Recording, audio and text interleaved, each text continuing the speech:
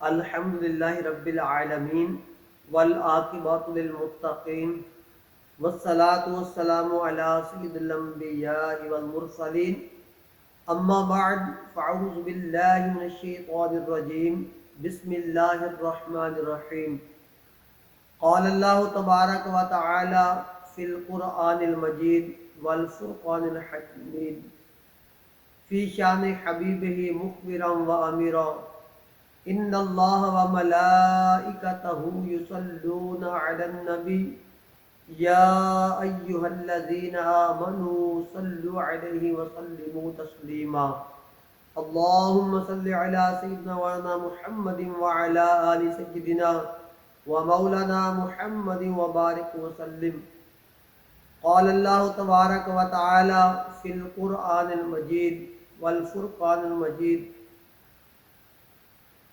انا انزلناہ فی لیلۃ القدر،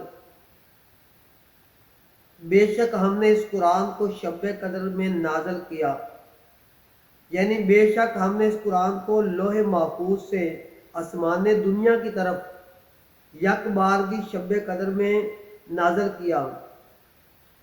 شب قدر شرف و برکت والی رات ہے۔ اس کو شب قدر اس لیے کہتے ہیں کہ اس شب میں سال بھر کے احکام نافذ کیے جاتے ہیں اور فرشتوں کو سال بھر کے کاموں اور خدمات پر مامور کیا جاتا ہے، اور یہ بھی کہا گیا ہے کہ اس رات کو دیگر راتوں پر شرافت و قدر کے باعث اس کو شب قدر کہتے ہیں، اور یہ بھی منقول ہے چونکہ اس شب میں نیک اعمال مقبول ہوتے ہیں اور بارگاہ الہی میں اس کی قدر کی جاتی ہے، اس لیے اس کو شب قدر کہتے ہیں۔ حدیث میں اس شب کی بہت سی فضیلتیں وارد ہوئی ہیں، چنانچہ حضرت ابو ہریرہ رضی اللہ تعالی عنہ سے روایت ہے، رسول اللہ صلی اللہ تعالی علیہ وآلہ وسلم نے ارشاد فرمایا، جس نے اس رات میں ایمان اور اخلاص کے ساتھ شب بیداری کر کے عبادت کی تو اللہ تعالی اس کے سابقہ صغیرہ گناہ معاف کر دیتا ہے۔ اور حضرت انس بن مالک رضی اللہ تعالی عنہ سے روایت ہے کہ رمضان کا مہینہ آیا تو حضور پرنور صلی اللہ تعالی علیہ وآلہ وسلم نے ارشاد فرمایا، بے شک تمہارے پاس یہ مہینہ آیا ہے اور اس میں ایک رات ایسی ہے جو 1000 مہینوں سے بہتر ہے۔ جو شخص اس رات سے محروم رہ گیا وہ تمام نیکیوں سے محروم رہا، اور محروم وہی رہے گا جس کی قسمت میں محرومی ہے۔ لہذا ہر مسلمان کو چاہیے کہ وہ یہ رات عبادت میں گزارے اور اس رات میں کثرت سے استغفار کرے، جیسا کہ حضرت سیدہ عائشہ صدیقہ رضی اللہ تعالی عنہا فرماتی ہیں، میں نے عرض کیا، یا رسول اللہ صلی اللہ تعالی علیہ وآلہ وسلم، اگر مجھے معلوم ہو جائے کہ لیلۃ القدر کون سی رات ہے تو میں اس رات میں کیا کہوں؟ ارشاد فرمایا، تم کہو، اللہم انک عفو کریم تحب العفو فاعف عنی، اے اللہ بے شک تو معاف فرمانے والا کرم کرنے والا ہے، تو معاف کرنے کو پسند فرماتا ہے، تو میرے گناہوں کو بھی معاف فرما دے۔ نیز آپ رضی اللہ تعالی عنہ فرماتی ہیں، اگر مجھے یہ معلوم ہو جائے کہ کون سی رات لیلۃ القدر ہے تو میں اس رات میں یہ دعا بکثرت مانگوں گی، اے اللہ میں تو اس سے مغفرت اور عافیت کا سوال کرتی ہوں۔ یاد رہے کہ سال بھر میں شب قدر ایک مرتبہ آتی ہے، اور کثیر روایات سے ثابت ہے کہ وہ ماہ رمضان المبارک کے آخری عشرہ میں ہوتی ہے، اور اکثر اس کی بھی طاق راتوں میں سے ایک رات میں ہوتی ہے۔ بعض علماء کے نزدیک رمضان المبارک کی 27ویں رات شب قدر ہوتی ہے، اور یہی حضرت امام اعظم ابو حنیفہ رضی اللہ تعالی عنہ سے مروی ہے۔ شب قدر کو پوشیدہ رکھنے کی وجوہات امام فخر الدین رازی رحمۃ اللہ تعالی علیہ فرماتے ہیں، اللہ عز و جل نے شب قدر کو چند وجوہ کی بنا پر پوشیدہ رکھا، جس طرح دیگر اشیاء کو پوشیدہ رکھا۔ مثال کے طور پر اللہ تعالیٰ نے اپنی رضا کو اطاعتوں میں پوشیدہ رکھا تاکہ بندے ہر اطاعت میں رغبت حاصل کریں۔ اپنے غضب کو گناہوں میں پوشیدہ فرمایا تاکہ ہر گناہ سے بچتے رہیں۔ اپنے ولی کو لوگوں میں پوشیدہ رکھا تاکہ لوگ سب کی تعظیم کریں۔ دعا کی قبولیت کو دعاؤں میں پوشیدہ رکھا تاکہ وہ سب دعاؤں میں مبالغہ کریں۔ اسم اعظم کو اسما میں پوشیدہ رکھا تاکہ وہ سب اسما کی تعظیم کریں، اور نماز وسطیٰ کو نمازوں میں پوشیدہ رکھا تاکہ تمام نمازوں کی پابندی کریں۔ توبہ کو قبولیت میں پوشیدہ رکھا تاکہ بندہ توبہ کی تمام اقسام پر ہمیشگی اختیار کریں، اور موت کا وقت پوشیدہ رکھا تاکہ بندہ خوف کھاتا رہے۔ اسی طرح شب قدر کو بھی پوشیدہ رکھا تاکہ لوگ رمضان کی تمام راتوں کی تعظیم کریں۔ گویا کہ اللہ تعالیٰ ارشاد فرماتا ہے، اگر میں شب قدر کو معین کر دیتا اور یہ کہ میں گناہ پر تیری جرت کو بھی جانتا ہوں، تو اگر کبھی شہوت تجھے اس رات میں گناہ کے کنارے لا چھوڑتی اور تو گناہ میں مبتلا ہو جاتا، تو تیرا اس رات کو جاننے کے باوجود گناہ کرنا لا علمی کے ساتھ گناہ کرنے سے زیادہ سخت ہوتا۔ پس اس وجہ سے میں نے اسے پوشیدہ رکھا۔ گویا کہ ارشاد فرمایا، میں نے اس رات کو پوشیدہ رکھا تاکہ شرعی احکام کا پابند بندہ اس رات کے طلب میں محنت کرے اور اس محنت کا ثواب کمائے۔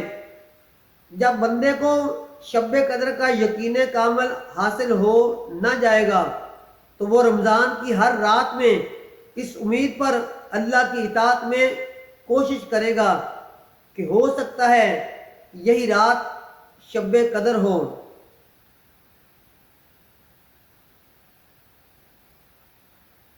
آگے اللہ تعالیٰ ارشاد فرماتا ہے، وَمَا أَدْرَاكَ مَا لَيْلَةُ الْقَدْرِ لَيْلَةُ الْقَدْرِ خَيْرٌ مِّنْ أَلْفِ شَهْرٍ، اور تم نے کیا جانا کہ شب قدر کیا ہے؟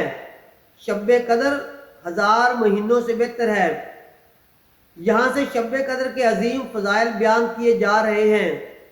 چنانچہ شب قدر کی ایک فضیلت یہ ہے کہ شب قدر ان 1000 مہینوں سے بہتر ہے جو شب قدر سے خالی ہوں، اور اس ایک رات میں نیک عمل کرنا ہزاروں راتوں کے عمل سے بہتر ہے۔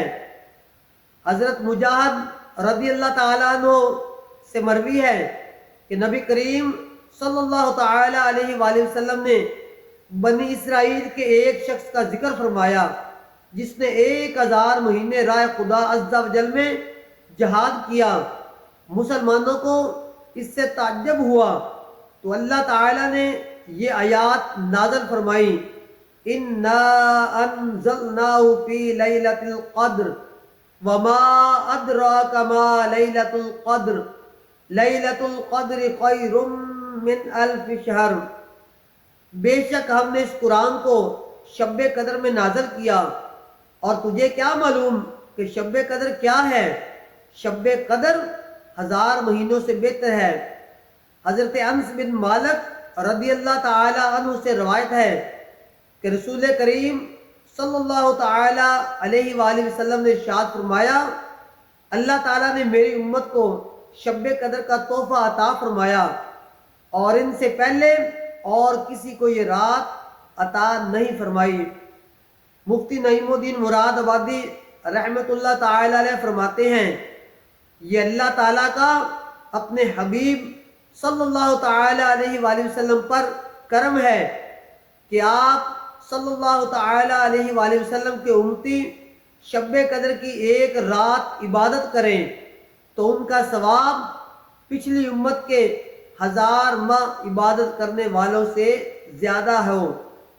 اور مفتی احمد یار خان نعیمی رحمۃ اللہ تعالی علیہ فرماتے ہیں کہ اس آیت سے 2 فائدے حاصل ہوئے۔ ایک یہ کہ بزرگ چیزوں سے نسبت بڑی ہی مفید ہے۔ شب قدر کی یہ فضیلت قرآن کی نسبت سے ہے۔ اصحاب کہف کے کتے کو ان بزرگوں سے منسوب ہو کر دائمی زندگی عزت نصیب ہوئی۔ دوسرا یہ کہ تمام آسمانی کتابوں سے قرآن شریف افضل ہے، کیونکہ تورات اور انجیل کی تاریخ نزول کو یہ عظمت نہ ملی۔ اس کے بعد اللہ تعالی عز و جل ارشاد فرماتا ہے تنزل الملائکۃ والروح فیہا بإذن ربہم من کل امر سلام ہی حتی مطلع الفجر۔ اس میں فرشتے اور جبریل اترتے ہیں اپنے رب کے حکم سے، ہر کام کے لیے وہ سلامتی ہے صبح چمکنے تک۔ اس رات میں فرشتے اور جبریل علیہ السلام اترتے ہیں۔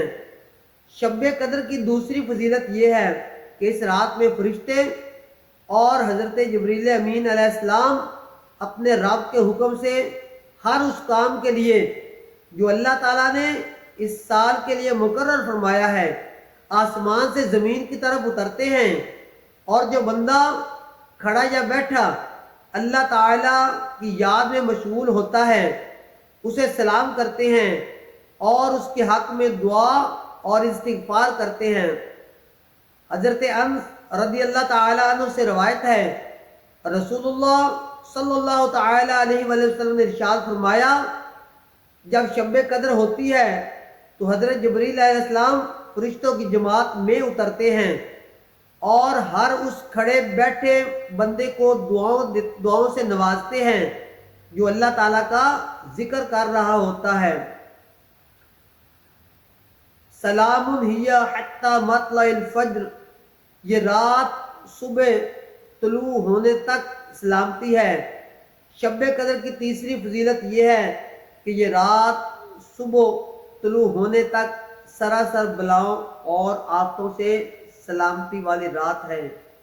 اللہ تعالیٰ سے دعا ہے کہ اللہ تعالیٰ ہمیں اس رات کو شب بیداری کرنے کی، اخلاص کے ساتھ اپنی عبادت کرنے کی، اپنے حبیب کی ذات پر درود و سلام بھیجنے کی، قرآن پاک کی تلاوت کرنے کی اور ذکر اذکار کرنے کی توفیق عطا فرمائے۔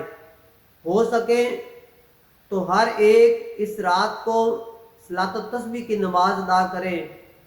جہاں اتنی فضیلتیں وہاں صلاۃ و تسبیح کی بہت زیادہ فضیلت ہے۔ شب قدر اللہ تعالیٰ نے ایک ذریعہ بنایا ہے اپنے محبوب کی امت کو نیکیاں بڑھانے کا۔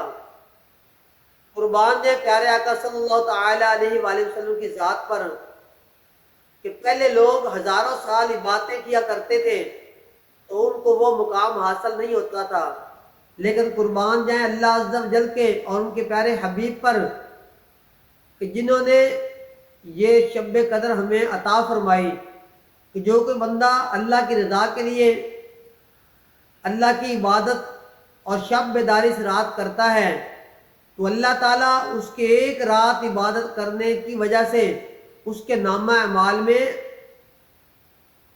ہزاروں ماہ کی عبادت کا ثواب لکھ دیتا ہے۔ اللہ تعالیٰ عز و جل ہمیں اخلاص کے ساتھ اس رات کو اپنی یاد میں بسر کرنے کی توفیق خیر عطا فرمائے۔ وما علینا الا البلاغ المبین۔